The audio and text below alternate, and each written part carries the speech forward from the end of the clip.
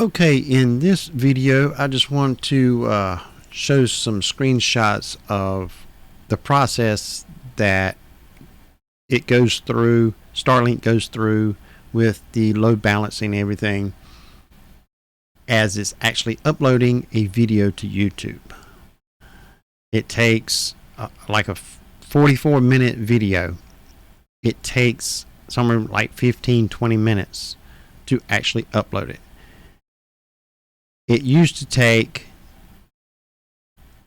for I think it was a 45-minute video I had, and it took almost an hour. I think it missed it by like 3 minutes. But since I got this system now, replacement, with the updates, and with it 20 feet up in the air, it has increased the upload,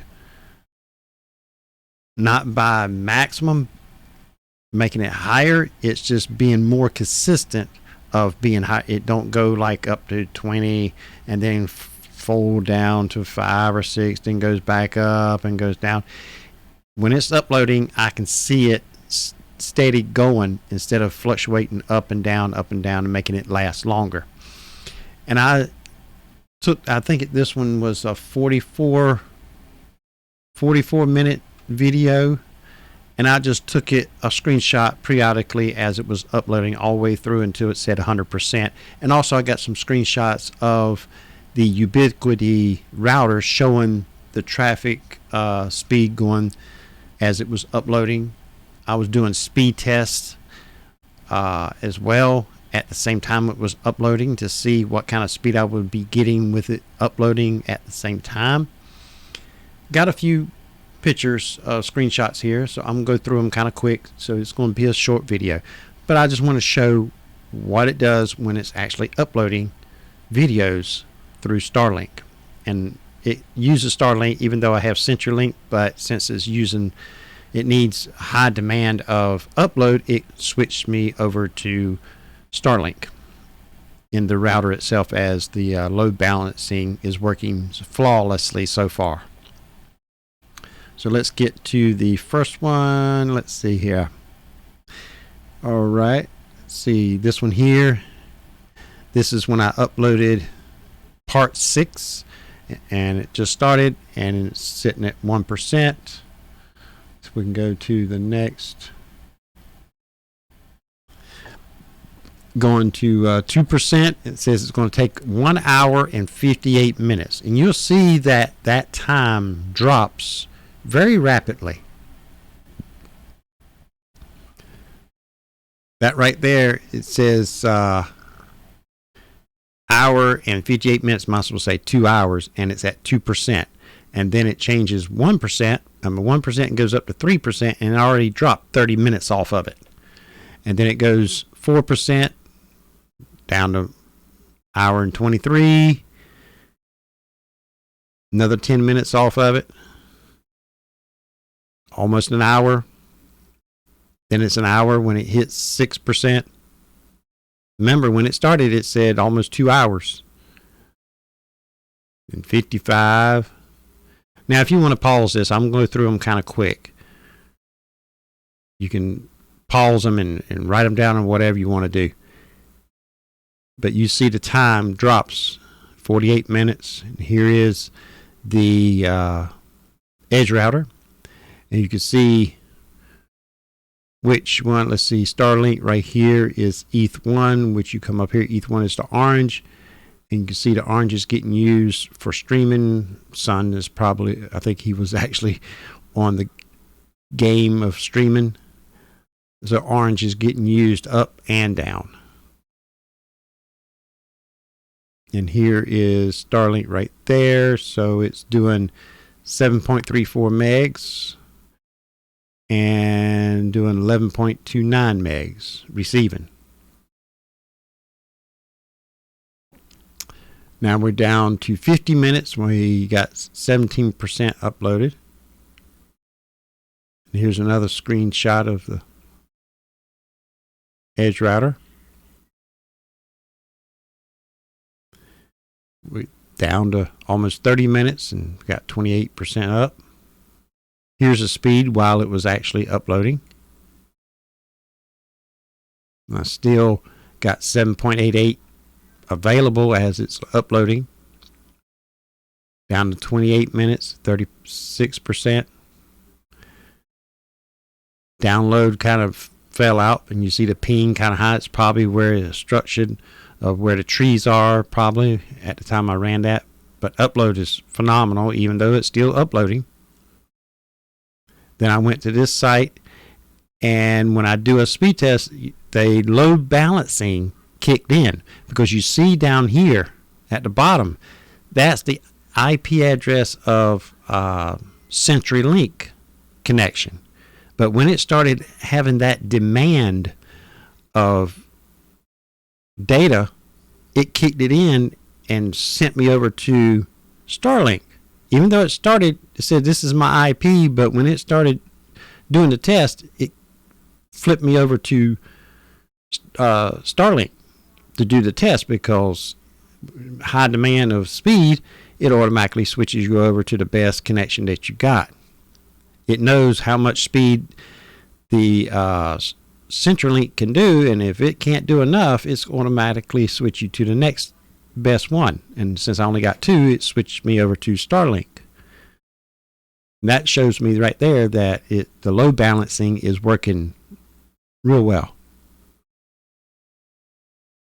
And we've got half of it uploaded and only 18 minutes left. You see the time is just dropping like crazy. So it didn't take but 22 minutes to upload this video in real time.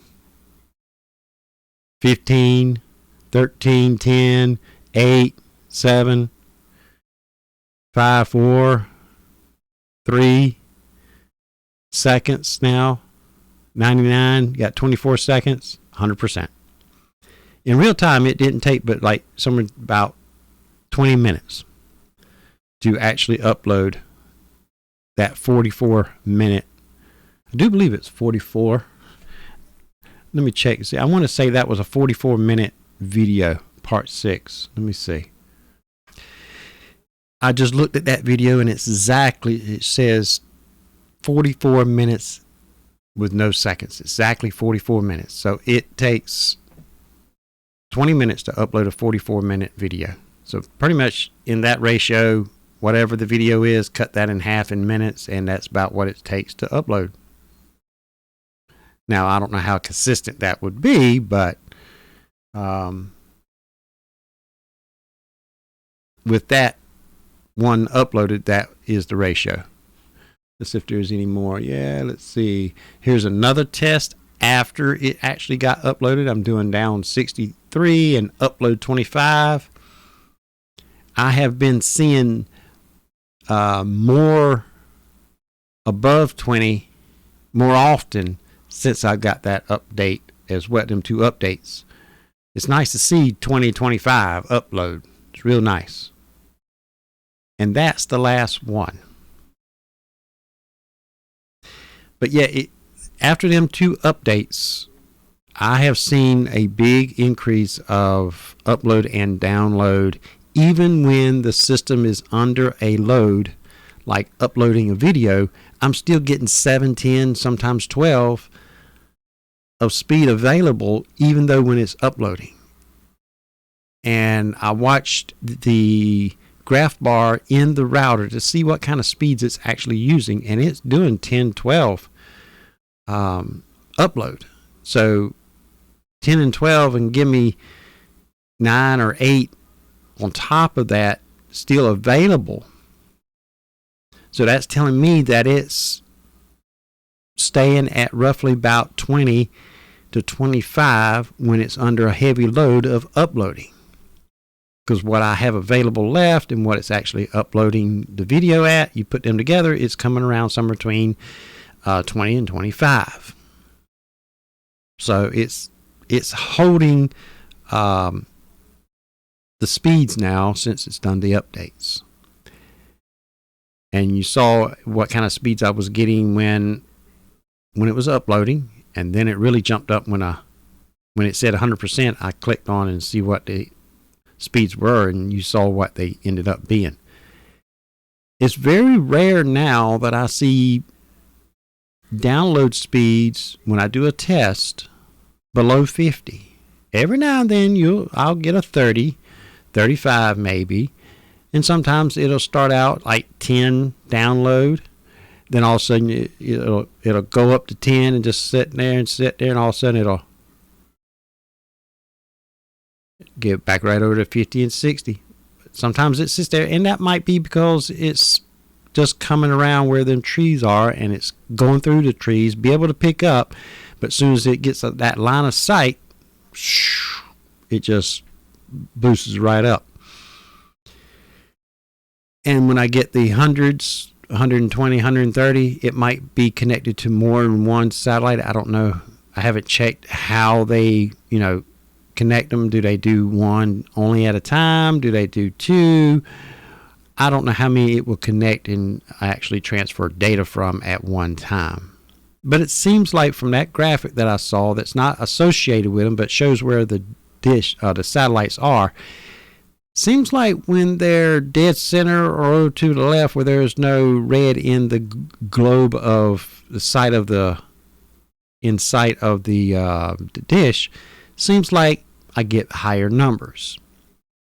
And as they get to the right, the numbers kind of fade away. But I think it's most likely it will connect to more than one satellite at a time. It's just like cell towers. You're riding down the road. As one gets further away, it starts trying to find another one, and then it connects to the second one before it disconnects of the one it's already connected to, so you won't have that drop call. And I don't see no reason why the satellite wouldn't do any different, because that way it has that continuous connection. But like I said, with the 2 updates, it's big improvement. And now they have RV service. A lot of people have been using the home service and just changing the address and be able to travel and all that. But now they actually came out with an RV service, which it's the same hardware. Just there's features that you can do in the RV service that you can't do in the stationary home service. Now you can take the home service and pay $25 extra and be able to travel with it. The RV is strictly made for traveling, which equals out the same price if you take the home, and just like if I take mine and add $25, it's going to come up with the same price as the RV one. But the thing is, if you're traveling with the RV one or the home traveling one, use it as travel, deprioritized when you're traveling. So if you go into an area, whoever's local there has a service that's local, not traveling, they get priority of service. And then they kick in whatever's left, if they can, whatever, to at least keep you connected and be able to have enough data, have enough speed for it to be usable. It was just a matter of time they come up with that. So they got really 3 systems. They got one for business, they got one for residential, and they got one for RVing or traveling. Not just RVing, but traveling. If you got a tent and you got a way to put power to it in the middle of the woods, as long as you got line of sight to the sky, it'll work as long as you're in a service area. And you can go on their site and see 3 places of coloring that you one would be available, one is on waiting list, and one, I forgot exactly what the other one was, not available. I don't see, let me see what that was. All right, let's look at their site right here. As you can see, they have residential, they got the business, and RV now. And in the RV,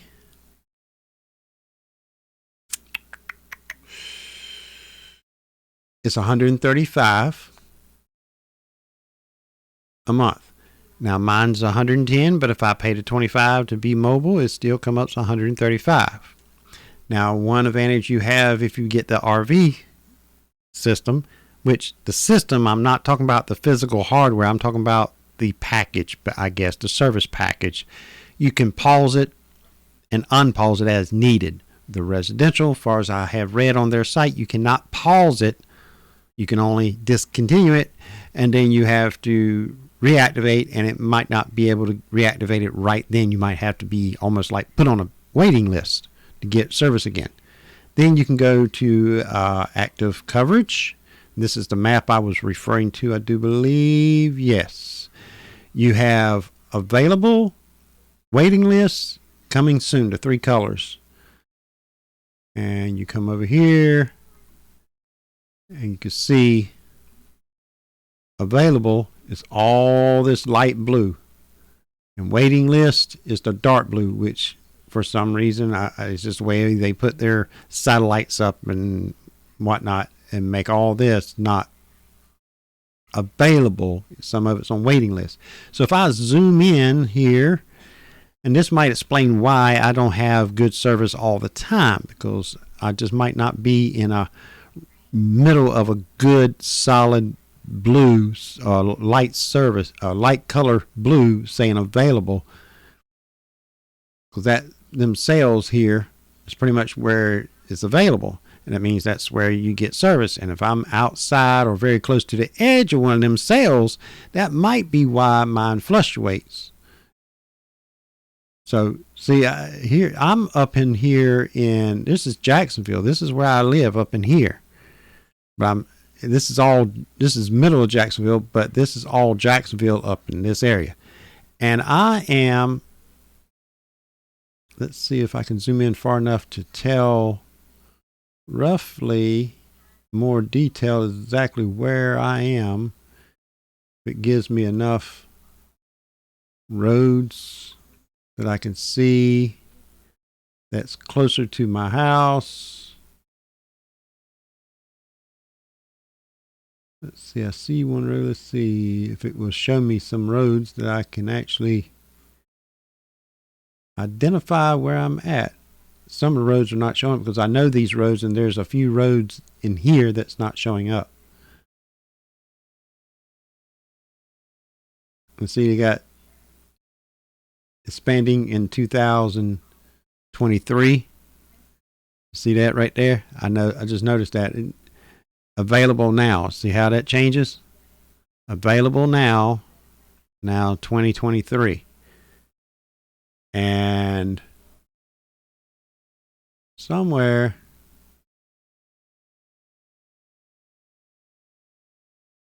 you see, I'm in this area. I'm not that airport right there. I'm not that far from that little airport. I'm in this area right in here. And you see, I'm very close to this edge of available. See, I'm actually in an area which says expecting in 2023. And I've already got the service. But that might explain why it's not getting the high numbers all the time, because it's trying to reach way over here to tie into satellites that's actually serving this area. That would explain, because I'm in this area right here, right on the edge, and all this is available. But where I'm physically, my address is in this blue, and it says waiting list. Even though I got the service, but I'm still in the waiting list, and that might be why it's doing what it's doing. And they said it should, and they told me when I talked to them on the phone that they said should be getting better soon. So I guess they're saying, this area is going to be more satellites up in this area, because that goes all the way down to Wilmington area.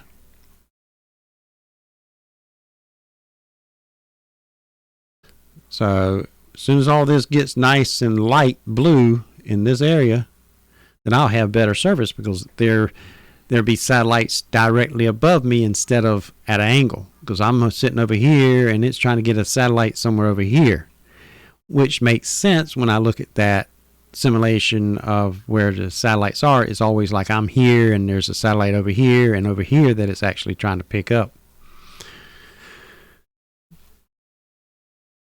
But that probably explains why I don't have good service all the time. But it's a lot better. I would say 75% of the time I got good speed. And when I say good speed, I'm talking about somewhere around 80, 90 or higher. But that's it for this video.